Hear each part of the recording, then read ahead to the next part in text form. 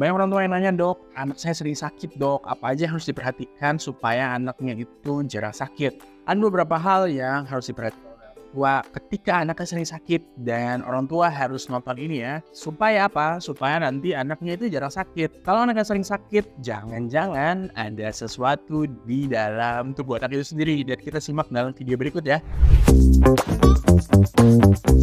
Preview.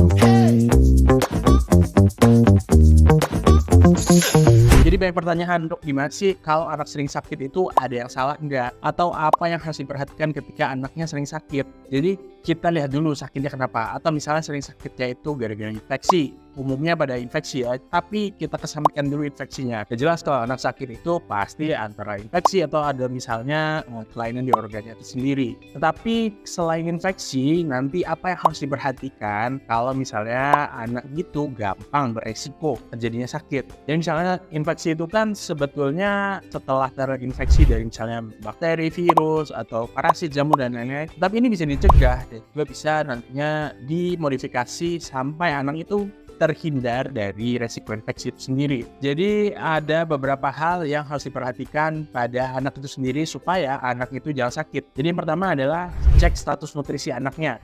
Jadi kita lihat status nutrisi anak itu apakah normal atau enggak. Misalnya anak itu gizi kurang, atau misalnya gizi buruk bahkan, atau bahkan stunting, ya jelas ini gampang sekali terinfeksi sehingga anak itu jadi sering sakit. Bahkan bukan hanya gizi kurang aja, gizi berlebih itu atau overweight atau obesitas itu termasuk malnutrisi. Dan ini nggak sesuai juga. Apakah rentan infeksi? Ya jelas juga. Ini bisa berakibat nantinya anak itu sering sakit. Bahkan bisa jadi sakit-sakit yang bukan infeksi. Terus setelah cek status nutrisi itu sesuai, kita ke selanjutnya, yaitu nutrisinya itu sendiri. Apa yang anak itu makan setiap hari. Misalnya dari sebelum ke jenisnya, apakah makanan itu higienis atau enggak. Ini jelas nantinya akan terkontaminasi dan juga berhubungan langsung untuk menjadi infeksi. Misalnya anak itu makan makanan yang belum matang atau beresiko gitu ya menjadi infeksi lewat fekal oral dari makanan itu sendiri. Selain yang belum matang, higienitas makanan itu sendiri. Misalnya cuci yang nggak bersih, atau misalnya ada toksik-toksik tertentu pada makanan dan lain sebagainya. Dari infeksi makanan itu bisa kita lihat komposisinya. Apakah komposisinya sesuai dari makro yang dibutuhin oleh anak. Misalnya ada lemak, protein, karbohidrat. Ini udah sesuai belum komposisinya? Jangan-jangan proteinnya kurang, protein hewaninya masih kurang. Atau jangan-jangan malah terlalu banyak karbohidratnya. Atau misalnya dari intake kalorinya. Intake kalori itu secara keseluruhan jumlah makannya masih kurang. Sehingga anak itu berat badannya nggak naik, pertumbuhannya nggak optimal, jadinya gizinya nggak sesuai. Lalu anak itu jadinya beresiko sering sakit. Selanjutnya adalah dari nutrisi itu sendiri, kita lihat recovery-nya. Recovery itu bisa dilihat dari anak itu tidur. Apakah tidurnya cukup dalam kesehariannya? Misalnya kalau anak masih tidur siang, apakah tidur siangnya masih dapat? Atau misalnya tidur malamnya disesuaikan dengan usianya, 12-14 jam misalnya, nanti disesuaikan lagi.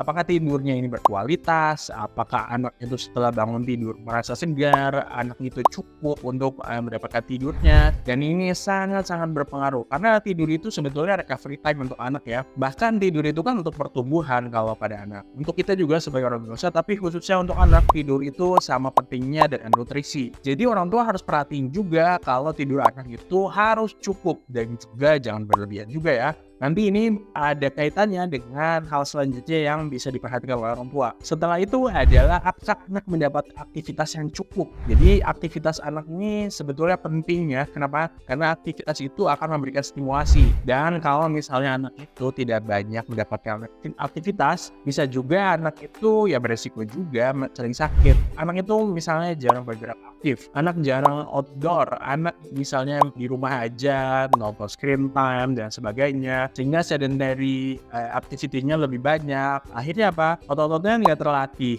Terus juga anak misalnya fisiknya nggak kuat. Akhirnya apa ya? Cepat capek juga dan juga beresiko menjadi sakit. Jadi saya rekap ada beberapa hal. Yang pertama adalah status nutrisi anak. Lalu yang kedua nutrisinya itu sendiri. Lalu yang ketiga recovery-nya atau waktu tidurnya. Dan yang terakhir adalah aktivitasnya. Preview. Coba cek orang tua masing-masing terhadap anaknya apakah semuanya ini udah sesuai. Dan ini diperhatikan lagi ya sesuai dengan usianya. Balik lagi, kalau semuanya udah oke-oke aja, pastinya nanti anak itu jarang sakit kok.